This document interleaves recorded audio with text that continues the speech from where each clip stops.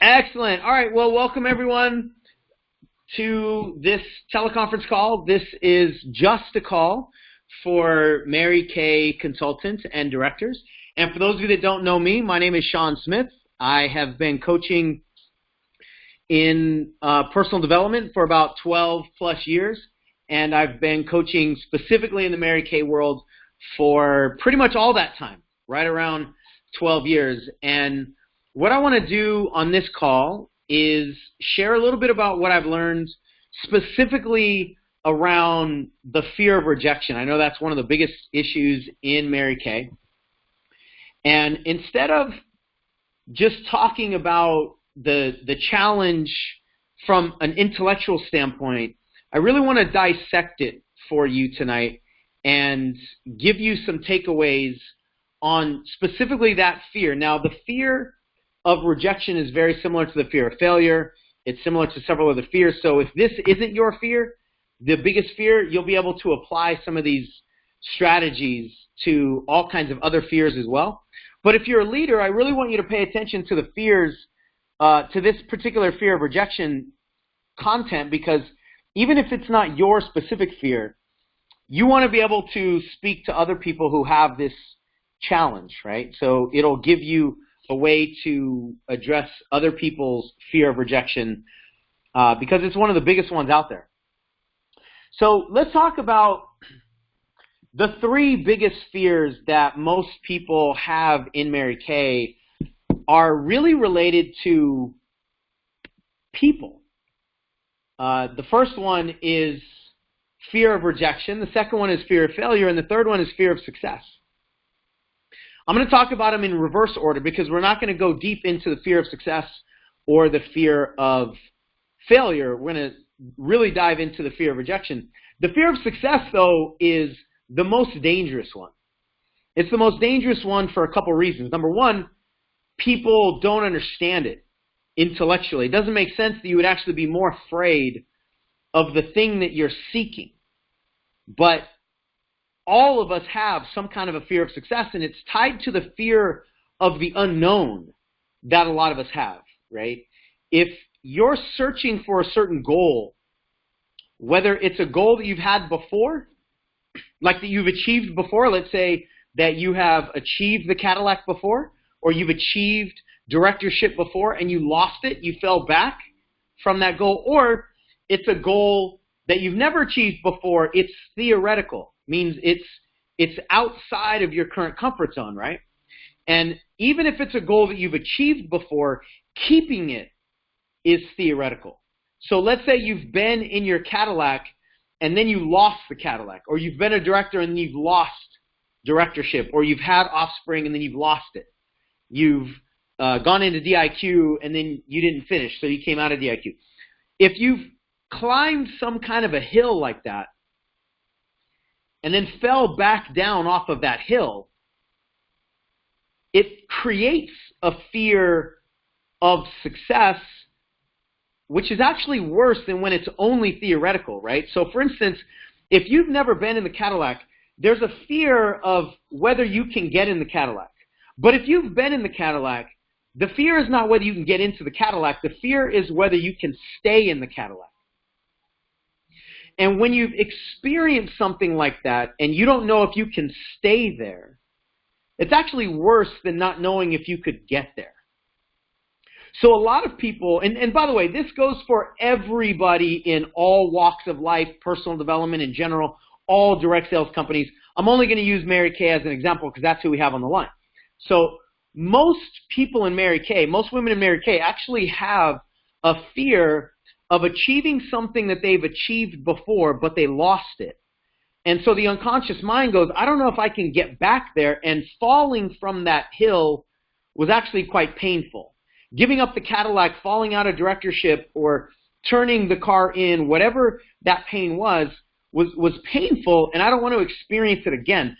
So when you don't want to experience the fall again, what we tend to do is create a fear of the climb. One of the ways to not ever experience losing a car is don't get into it again. One of the ways to experience never or to avoid experiencing losing a position like directorship is to not become a director again. I know intellectually that doesn't make sense, but at an unconscious level, our mind really works to protect us from whatever the pain is that we are perceiving might happen in the future.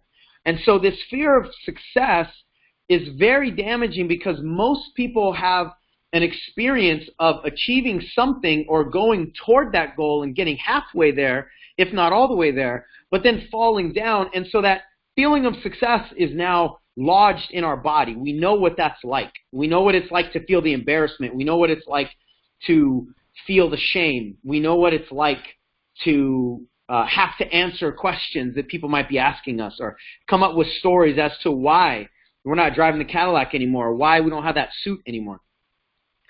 And that fear of success is deeper because it involves real loss rather than theoretical loss. And what I mean by that is if you ask somebody for their phone number and they don't give it to you, that's theoretical loss. You never actually had their phone number. But if you've achieved something and lost it, that's real loss.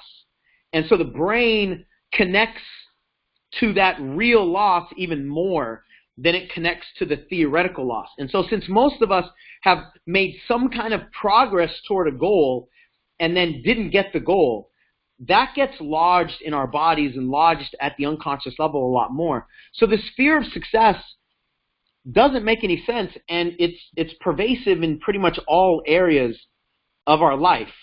Now, that's as deep as I want to go into the fear of success right now, because a lot of the fear of success is completely individualized. It's a personalized process of how do we clear our own fears.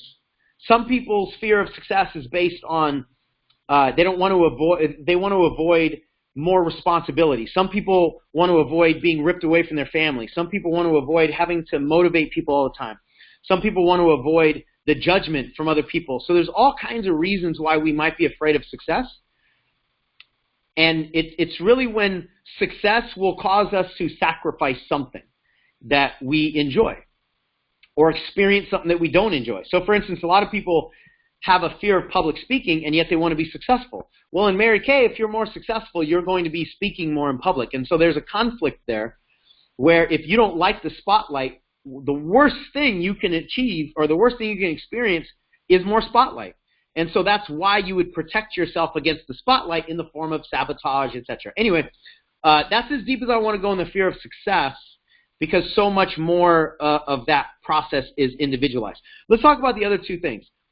The fear of failure is this big, gigantic fear that most people have.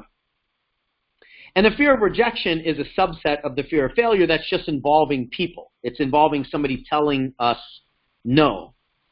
So I'm going to speak specifically to the fear of rejection, because that's, in my experience, the biggest issue that women in Mary Kay are experiencing, because you're in the people business.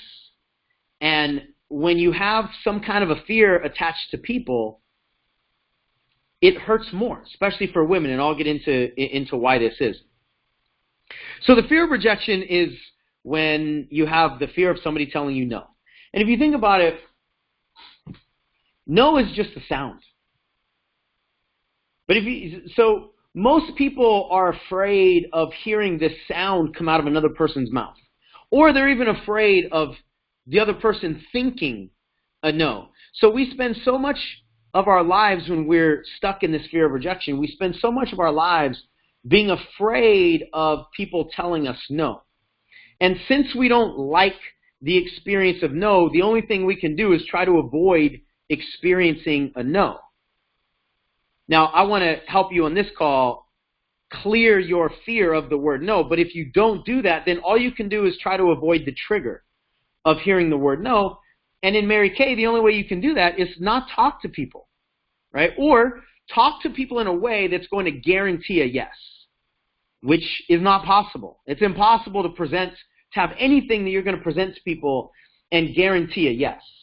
And so if you're afraid of hearing the no, you're going to protect yourself in some way by not talking to people or talking to them with a negative, energetic vibe that's actually going to guarantee the thing you're afraid of, which is them telling you no, right? So instead of trying to avoid people in a people business, which is never going to be a good decision, right? Instead of trying to avoid people, let's dive in and clear this fear that most people have around rejection. And so to do this, we have to really understand how fears operate in general. The way fears operate is we have some activity, and in our mind we think this activity could produce some sort of painful result. Let me take a step back. I ask people all the time, who has a fear of making phone calls, or who has a fear of flying, or who has a fear of heights, who has a fear of public speaking? A lot of people will raise their hand and say, I have a fear of public speaking, and the reality is nobody has a fear of public speaking. Nobody has a fear of flying until they learn that planes can crash and you can die in a plane crash. Nobody has a fear of public speaking until they have some kind of experience where they were speaking in public and then something bad happened and they felt embarrassment or they felt shame. So nobody has a fear of the activity. We only have a fear of the outcome of the activity. In other words, nobody has a fear of flying. People have a fear of dying in plane crashes. Nobody has a fear of heights. We have a fear of falling from high places and getting hurt. Nobody has a fear of warm chatting in Mary Kay. We have a fear of feeling bad after you warm chat somebody. Nobody has a fear of making phone calls. We have a fear of how we feel after we make the phone calls and it doesn't go right. So we're actually not afraid of the activity. We're afraid of the result of the activity. And this might sound like I'm splitting hairs, but this is everything when it comes to dissolving fears. So if we know that what we're actually afraid of is the feeling after the activity, well, then the question is, who's creating the feeling? Is the no that somebody's saying actually creating the feeling, or is it something else? And the reality is, they don't have the capability of creating a feeling inside of us. Nobody can walk up to you and go no and create any kind of feeling inside of you, because we hear the word no all the time in different fashions, in different conversations, right? So the word no itself does not have the ability to create any feeling inside of us. It's contextual. It depends on the situation. It depends on what they're saying no to. Are we wrapped up in it? Do we have some kind of emotional attachment to the conversation? So the question is then, what's actually creating the negative feeling that we're afraid of? And the reality is, the negative feeling that we're afraid of is a function of what we say, not what they say. If we ask somebody whether they want to listen to a presentation, come to an event, try a product, do a facial, come to a skincare class, whatever the offer is, if they say no, the negative feeling is being produced by what we say after they're done talking. And most of us have some kind of negative chatter going on in our head around not being good enough, not being smart enough, not saying the right things. And so if you ask somebody a question, make some kind of offer, ask them for their phone number, and they say no, or they give you the phone number, and then you call it later on and it's not the right phone number, and you experience that feeling of rejection, what's actually causing the negative feelings is your own internal chatter. Because we are the only ones that can push our emotional buttons. Contrary to the way it might feel, nobody has access to our emotional buttons, only us. And so somebody can say something to us that doesn't affect us at all, but somebody else can say the exact same thing and it does affect us. Or somebody else can say a different thing and it does affect us. So in reality, it's not the sounds that people make with their mouths that create the emotions inside. It's what we say to ourselves after they make those sounds that causes the emotions that we have inside. So this is the ingredient that's actually creating the fear. It's the ingredient that's creating the negative feelings. So nobody has a fear of rejection. People have a fear of creating a negative feeling after being rejected. And the reason that we create that negative feeling is because of what we say to ourselves. And generally, since it's such a negative chatter for most of us, if we're honest with ourselves, it's really a form of self-abuse.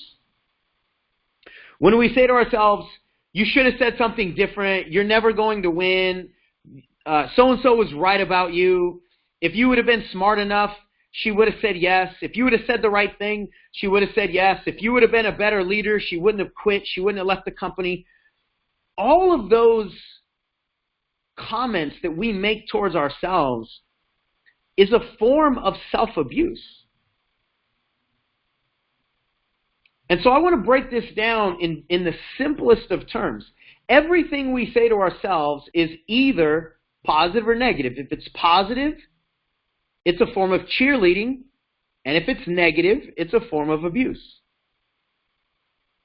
Whether it's surface level, very shallow abuse, and it doesn't cut very deep, or it could be vicious abuse.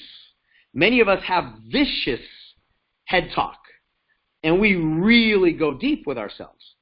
But either way, whether it's shallow or whether it's really deep, it's that abuse that we give ourselves that's actually creating the negative thoughts and the negative feelings.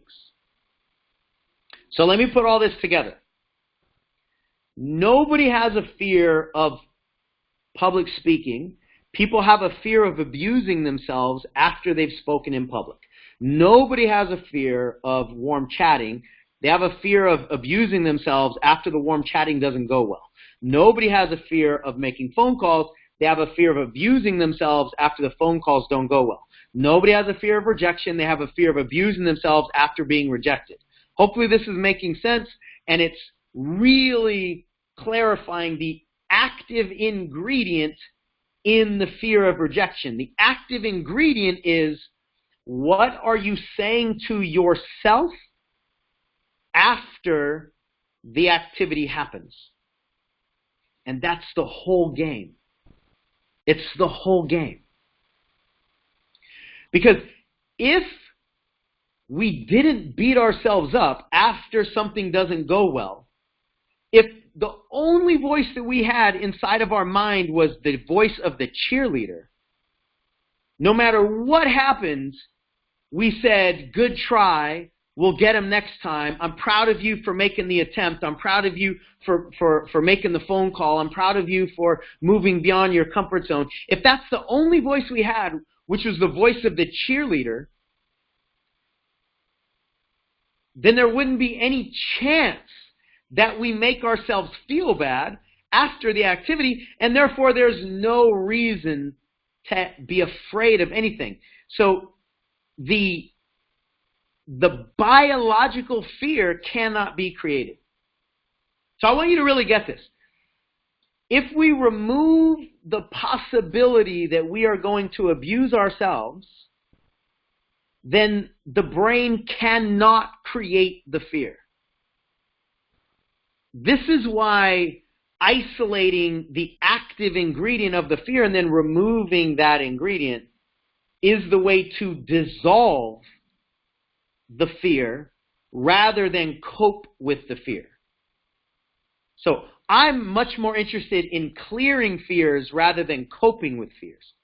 If you don't clear the fear, all you can do is try to avoid people saying no. But if you clear the fear, then you're no longer afraid of people saying no because you're not going to beat yourself up after that happens.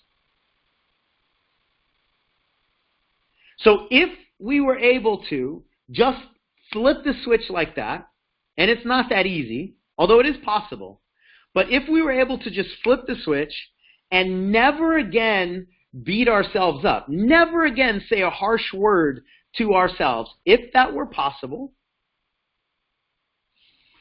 99% of the fears and the sabotaging patterns in Mary Kay would be wiped out immediately.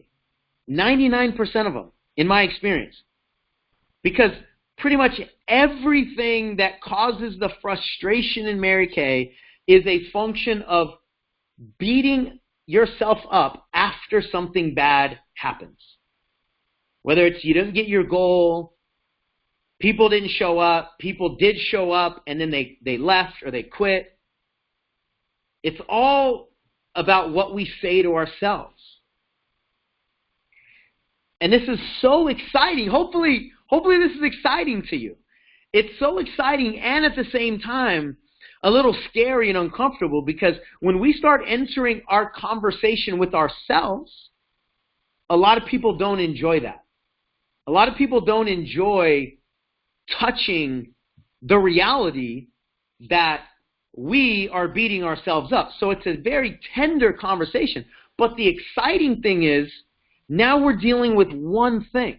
Now we don't have to worry about how to overcome objections and how to sell and how to recruit and how to motivate ourselves to make phone calls and how to motivate ourselves in general and how to do all these things that most of us are paying attention to. We don't have to worry about all these challenges. We just have to worry about the one thing: how we relate to ourselves in the face of the result. And when you can do that, you can stay more committed and connected to the reason that you got into this business in the first place. Every single one of you joined Mary Kay to do something powerful and empowering for yourself and for others. When you feel unmotivated in Mary Kay, it's very simple. It's the reason why not to do Mary Kay is outweighing the reason to do Mary Kay. It's just that simple. If there's a higher level of emotion attached to the reason why not, then you're going to sabotage yourself. You're not going to be motivated. You're going to want to clean the garage and do laundry and do the dishes and make phone calls for everything else except what you really need to do in your business, right? And it's simply because the perception of pain is greater than the perception of joy. So when we realize that we're creating this pain, and then we clean up our own conversation with ourselves and we can lower the pain, now the perception of joy is much higher. And now there's no reason for you to fear doing anything inside Mary Kay. So hopefully you can see how powerful this is when we isolate the real, actual issue. And it's going to show up in all areas of your life. It's not only going to clean up fears inside of Mary Kay, it's going to clean up all kinds of issues where your own self-esteem and your own mental chatter is causing challenges. And most of us have a lot of challenges with we didn't get enough stuff done today, or we're not eating right, or we're not exercising right. I mean, we just have so many opportunities to beat ourselves up. And the reality is that's stealing joy from our lives. So this is going to be a much bigger conversation than just Mary Kay. But when you can apply it to Mary Kay and you can remove the thing that's causing the fear. I'm going to repeat something I said earlier. I really want you to get this. Your brain cannot create the fear. How awesome would it be if your brain was incapable of being afraid of making phone calls, because there is no possible negative outcome. There's no way that you're going to put the phone down and feel bad. No way. Nobody ever has the fear of something good happening. We only have the fear of something bad happening. And then you can really stay committed and connected to helping people. Nobody has the fear of helping people either. I've never, in 12 years of life coaching, had to help somebody get over their fear of helping people. It's always all these other fears. And all these other fears that we tend to have are based on us not performing well. It's based on us not getting our goals, or us not getting our expectation in our requests of people to show up, to buy something, to take a look, to give us their opinion, or whatever it is. So we are afraid of our expectations not being met. We're afraid of poor performance. That's what causes so many of us to stop performing, to stop trying. The way that if you don't do what I'm talking about and clear your fear of the word no, the way that you avoid being rejected is you never ask anybody for anything. The way you avoid feeling bad after phone calls is you don't make any phone calls, right? So we're afraid of the poor performance. But what if we flip that too? What if we stopped focusing on the outcome of the activity and we stopped pretending that we have the ability to make people say yes, and all we have the ability to do is control our own face and our own body and our own sounds that come out of our mouth? If we were more gentle with ourselves and we were more of a cheerleader and we realized that the only thing we have the ability to do is control our own activities, then nothing else that anybody ever says or does will make its way into our judgment of ourselves. And most of the time, we're going to get no's, right? Most of us want the word yes, but more of the time we're going to get the word no. So what if we healed our relationship to the word no, and the word no then was actually something positive? So now you make a phone call, you ask somebody for their name and number, you ask anything of anybody, and there's only two versions of the right answer. There's either the yes version of the right answer or the no version of the right answer. How would that change things if you knew that no matter what somebody says is the right answer? Because if they were supposed to say something different, they would have. Then you wouldn't be able to generate the fear of the right answer. So hopefully this is making sense, how powerful identifying, isolating, then cleaning up our own self-abuse is in relationship to your business, in relationship to Mary Kay. Now there are three ways, there are several ways, right? But I'm going to give you three ways on this call before we end here to clean all this up. But before I do that, I want to talk about why we tend to abuse ourselves. The reason why we tend to abuse ourselves is that we learned it. This is all learned abuse. We were all trained to abuse ourselves at some point in our past. For most of us, it was early in our childhood. Whether we were actually abused in our childhood, verbal, mental, any other form of abuse by our parents or siblings or somebody in our childhood, or we learned abuse by what we see in society and what we see in the media. If we're honest with ourselves, society is all about abuse. Society is all about making people feel bad about themselves so that they can buy a product, or so they can feel like if we can make other people feel bad about themselves, then we can feel good about ourselves. We see it in movies, we see it in TV shows, we see it on commercials, we see it in the media everywhere. So we are taught all over the place how to abuse and actually how to be abused. That this is just one of the ways that that we feel bad as human beings. So regardless of how you or me or any of us individually, regardless of how we were trained to abuse ourselves, we learned it at some point and then we took it over. So now we were abused once or several times, and then we decided, I got it from here. I'll go ahead and abuse myself from here. And again, this could be shallow, it could be super deep, it could be anywhere in between. But most of us have a pattern of abuse that is actually kind of under the radar, which makes it worse when it's under the radar. So the reason I say this is if we understand how we learned to abuse ourselves and we understand how we are abusing ourselves, then we can start making changes.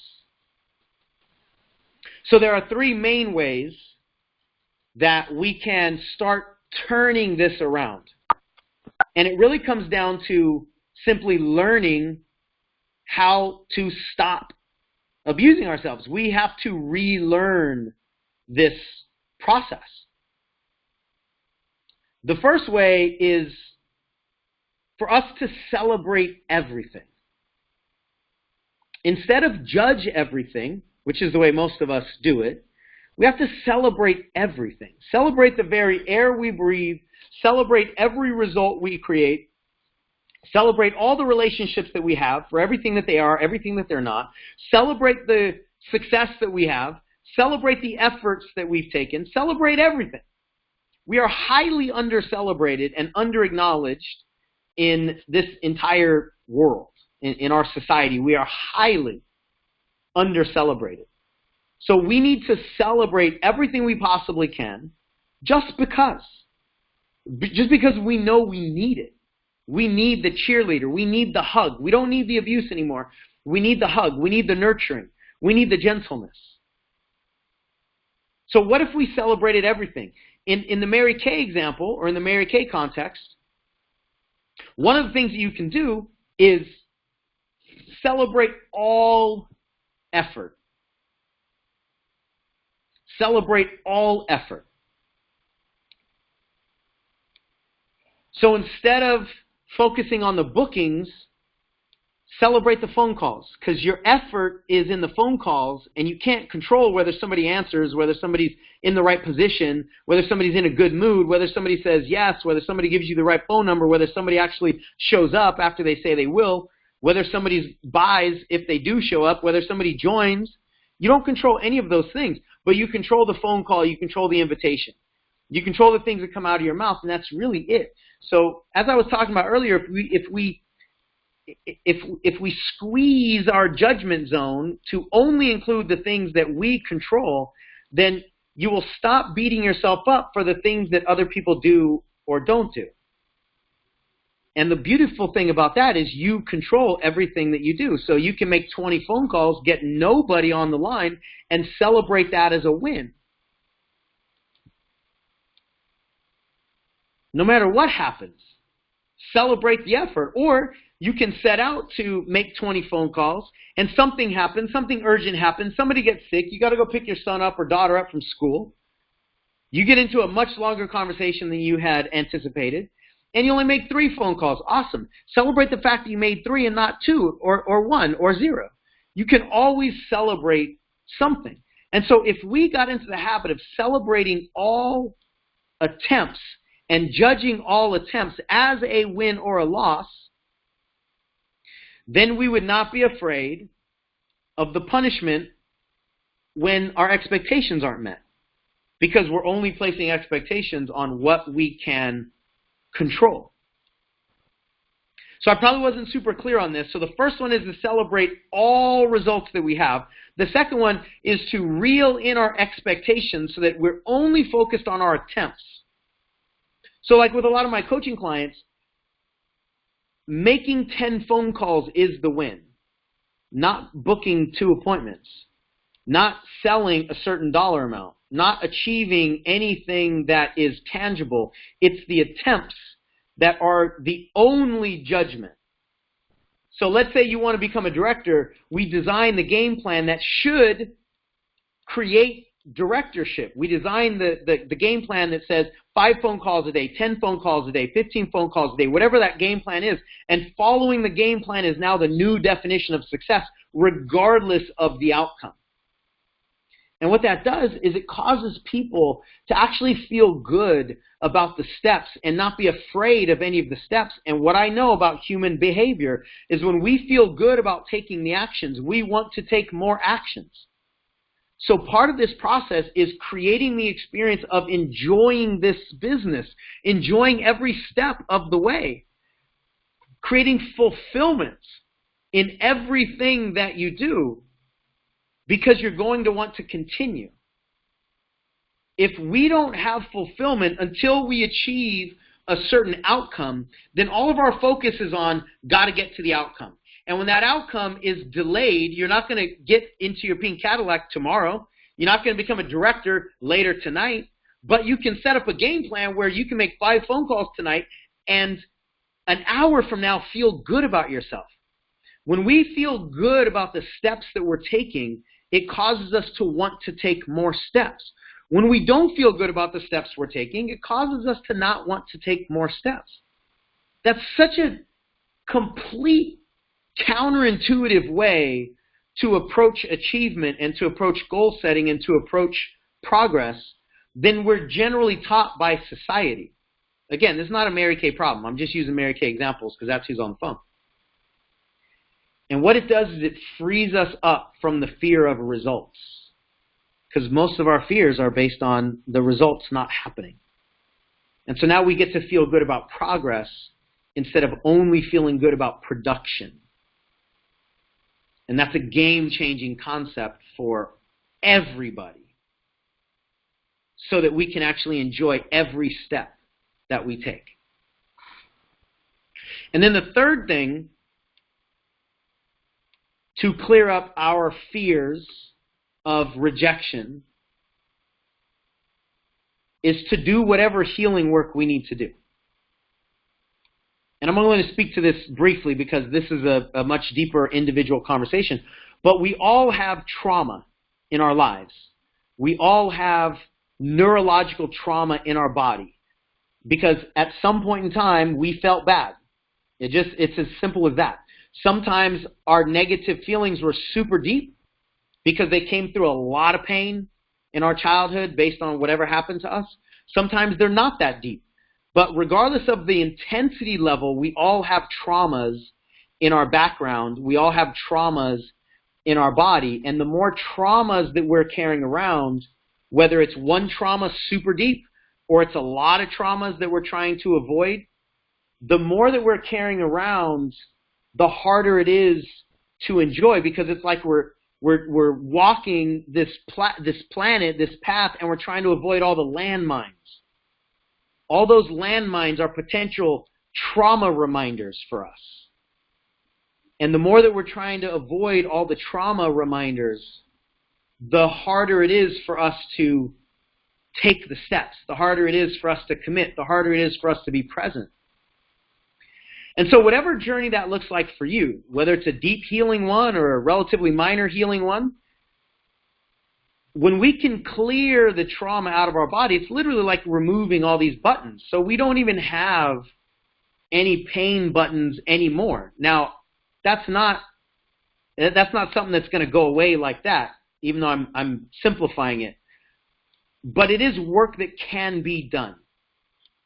And so when we actually remove the pain that we've been carrying around, the anger that we've been carrying around, the trauma, the reasons to try to avoid embarrassment and all of that stuff, then it's really like short-circuiting the buttons that we have. So those are the 3 main ways. Celebrate everything you possibly can.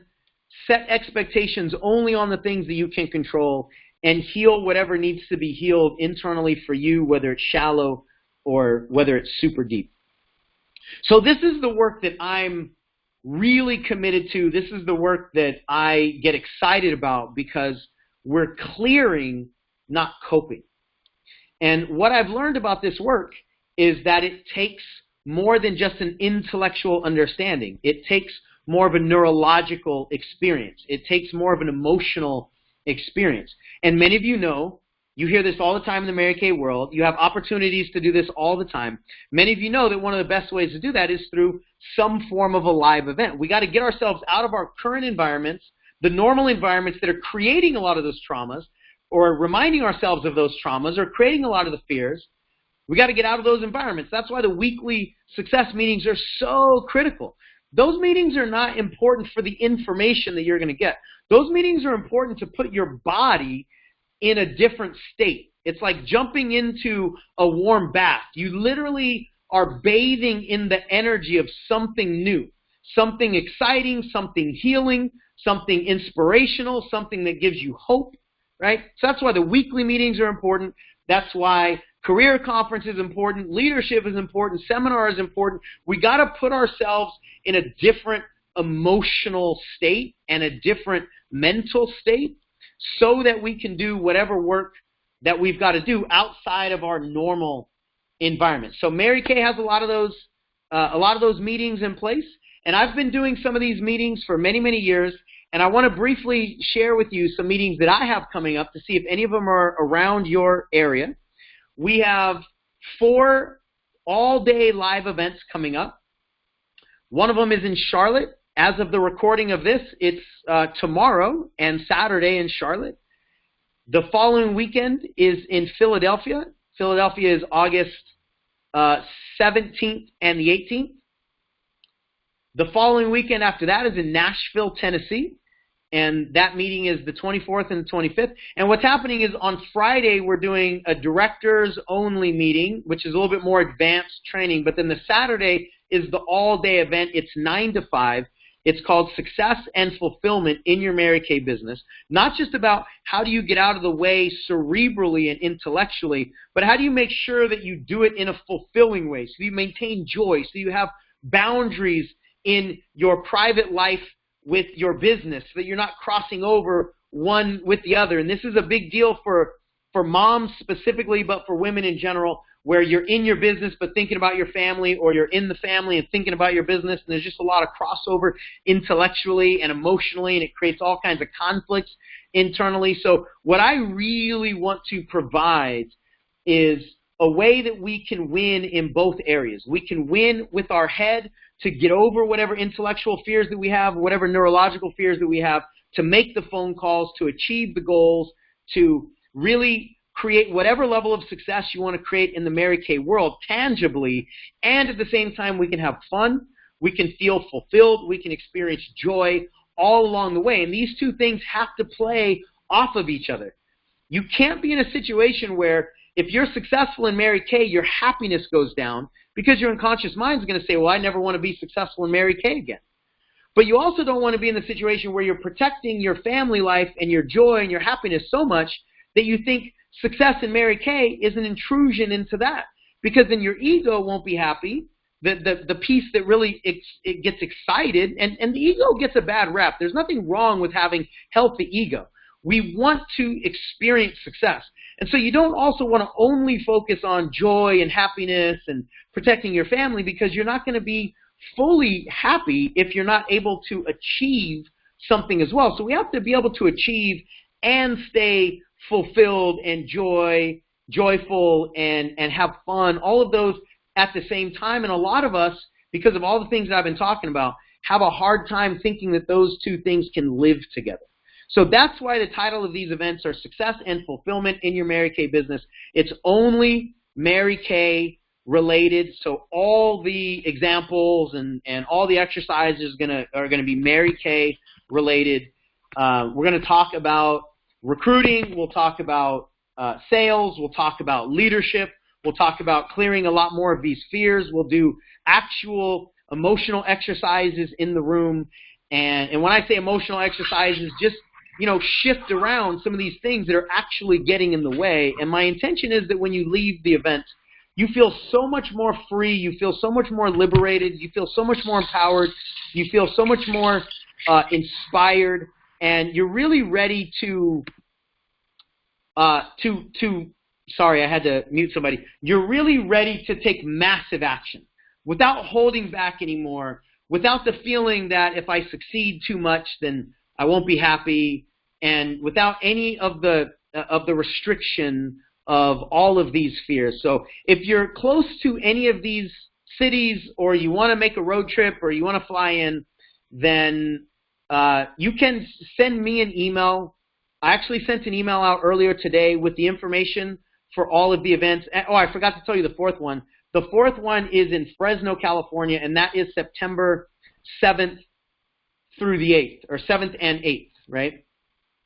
So if you can make it to any of these events, you can follow the instructions that are written in that email. There's all kinds of different ways, because we have different hosts, so I'm not going to give you all of the information right here on the conference call, I think it would actually just be a little bit more confusing.